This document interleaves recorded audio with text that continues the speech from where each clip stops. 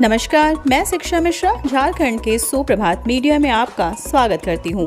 दोस्तों, झारखंड के तमाम छोटी बड़ी खबरों को जानने के लिए हमारे चैनल को सब्सक्राइब करें और साथ ही कमेंट सेक्शन में ज़रूर बताएं कि आप झारखंड के किस जिले से हमारे न्यूज़ को देख रहे हैं।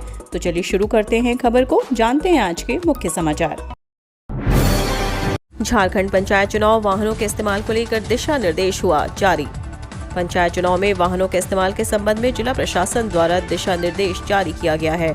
आदेश में कहा गया है कि राज्य निर्वाचन आयोग द्वारा मुखिया और पंचायत समिति सदस्य के लिए 2 वाहन, जिला परिषद सदस्य के लिए 4 वाहन की अनुमति निर्वाची पदाधिकारी को देने को कहा है। जिस वाहन की अनुमति जिस निर्वाचन क्षेत्र के प्रचार के लिए दी जाएगी उसके द्वारा उसी क्षेत्र में प्रचार किया जाएगा। किसी दूसरे निर्वाचन क्षेत्र में मतदान के दिन अभ्यर्थी या उसके निर्वाचन अभिकर्ता के अतिरिक्त वाहन का उपयोग किसी अन्य समर्थक या व्यक्ति द्वारा नहीं किया जाएगा। वार्ड सदस्य किसी वाहन का इस्तेमाल चुनाव प्रचार में नहीं करेंगे। सभा, जुलूस एवं ध्वनि विस्तारक यंत्र की अनुमति एसडीओ द्वारा थाना प्रभारी से रिपोर्ट प्राप्त कर दी जाएगी। सभी निर्वाची पदाधिकारी, एसडीओ, थाना प्रभारी को निर्देश दिया गया है कि आयोग के आदेश का अनुपालन एवं संपत्ति विरूपण अधिनियम के आदेश के आलोक में कार्रवाई करेंगे। 5 जून से गंगा दशहरा महोत्सव और 22 से 25 मई तक स्वर्णरेखा नदी को साफ करने का चलेगा अभियान। निर्दलीय विधायक सरयू राय ने कहा कि पर्यावरण और पारिस्थितिकीय संतुलन बनाए रखने के लिए उनका कार्यक्रम गंगा दशहरा और सुवर्ण रेखा नदी बचाओ अभियान को लेकर मई माह और जून माह में कार्यक्रम आयोजित किए जाएंगे। उन्होंने कहा कि गंगा दशहरा दामोदर नदी से जुड़े 31 स्थानों पर 5 जून से 9 जून तक आयोजित किया जाएगा। दामोदर नदी के उद्गम स्थल यानी सलगी पंचायत से कार्यक्रम की शुरुआत होगी। 8 जून को बोकारो और रामगढ़ में कार्यक्रम होंगे, जबकि 9 जून गंगा दशहरा कार्यक्रम का समापन धनबाद में होगा। अपने आवास में मीडिया से बातचीत करते हुए विधायक सरयू राय ने कहा कि 22 मई को देश भर में जैव विविधता दिवस मनाई जाएगी। 22 से 25 मई तक सुवर्ण रेखा नदी की सफाई की जाएगी। मतदान कराने नहीं जाएंगी महिलाएं, मतगणना में लगाई जा सकती है ड्यूटी।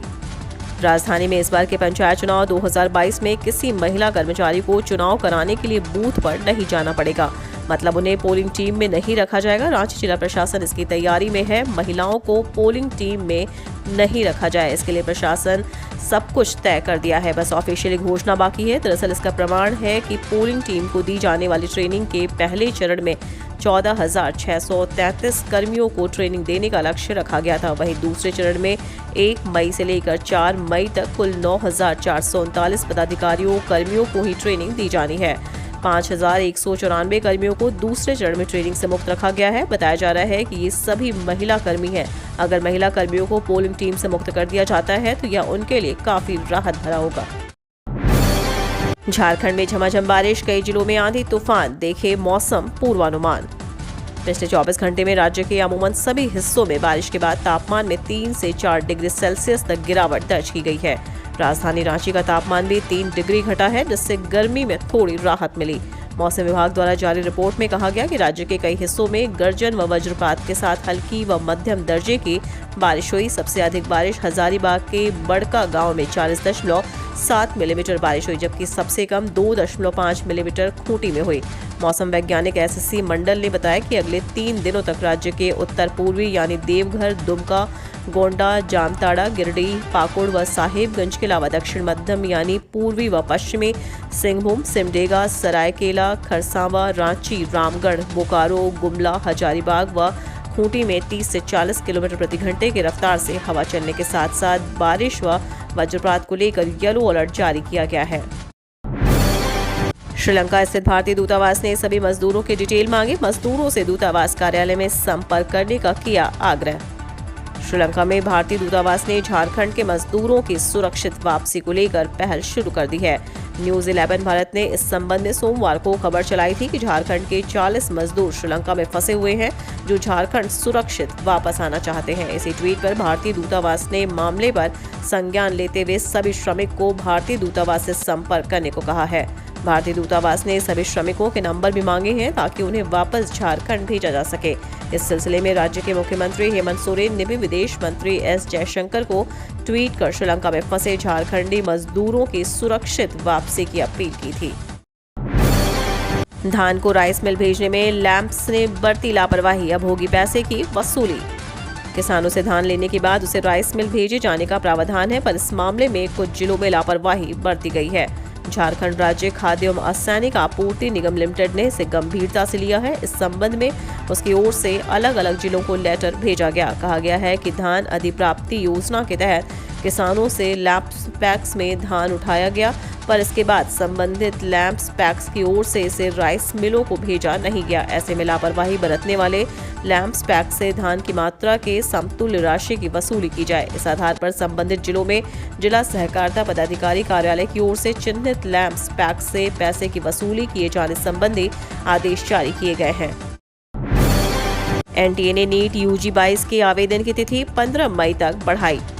नेशनल टेस्टिंग एजेंसी ने देश के मेडिकल कॉलेजों में दाखिले के लिए आयोजित होने वाली प्रवेश परीक्षा को लेकर आवेदन की तिथि बढ़ा दी है। पहले 6 मई तक देश भर के योग्य अभ्यर्थियों से नीट परीक्षा को लेकर आवेदन देने की तारीख तय की गई थी। अब एनटीए ने नीट यूजी को लेकर 15 मई तक की तिथि बढ़ा दी है। एनटीए के वरीय निदेशक डॉक्टर साधना परासर ने इस संबंध में पब्लिक नोटिस जारी किया है। इसमें कहा गया है कि नेशनल मेडिकल कमीशन एक्ट 2019 के तहत नीट के आधार पर राष्ट्रीय पात्रता सह प्रवेश परीक्षा लेने का निर्णय लिया गया था। इस पर ही आर्म्ड फोर्स मेडिकल सर्विसेज ने मेडिकल कॉलेजों के साथ साथ नर्सिंग कॉलेज की परीक्षा लेने का एक आवेदन एनटीए को मिला। 15 साल बाद कोयला मंत्रालय झारखंड के 5 कोयला खदानों के पूर्व आवंटियों को लौटाएगा बैंक गारंटी। कोयला मंत्रालय ने झारखंड के 5 कोयला ब्लॉक के आवंटन मामले में पूर्व आवंटियों के बैंक गारंटी को वापस लौटाने का निर्णय लिया है। मंत्रालय के अंतर मंत्रिमंडल समूह की 46वीं बैठक में निर्णय लिया। इस बैठक की अध्यक्षता केंद्रीय कोयला मंत्रालय के अपर सचिव ने की थी। बैठक में 7 कोयला ब्लॉकों के लिए ली गई बैंक गारंटी की वापसी पर सहमति बनी। इसमें झारखंड के चितरपुर, डुमरी, वृंदा, सिसई और मेराल कोल ब्लॉक शामिल है। 11 मई को छठी जेपीएससी मामले पर सुप्रीम कोर्ट में होगी सुनवाई। छठी जेपीएससी के संशोधित रिजल्ट के कारण असफल घोषित किए गए 62 अधिकारियों के समायोजन पर झारखंड सरकार सहमत नहीं है। राज्य सरकार जल्दी सुप्रीम कोर्ट में हलफनामा दर्ज कर इस पर स्पष्ट मंतव्य दे देगी। सुप्रीम कोर्ट में 11 मई को सुनवाई तय है। सुप्रीम कोर्ट द्वारा पूछे गए सवाल पर राज्य के कार्मिक एवं प्रशासनिक और राजभाषा सुधार विभाग ने अपना फैसला ले लिया है। सरकार ने इस मामले पर सभी संबंधित विभागों को पत्र लिखकर वैकेंसी, रोस्टर की स्थिति व अन्य जानकारियां मांगी थी ताकि कोर्ट के सवालों का जवाब दे सके। झारखंड में बढ़ रहा कोरोना, इस बार भी वेरिएंट का पता लगाने के लिए नहीं होंगे टेस्ट। कोरोना धीरे धीरे झारखंड में फिर से पांव पसारने लगा है। खूंटी में 24 घंटे के अंदर कोरोना के एक नए मरीज की पुष्टि हुई है।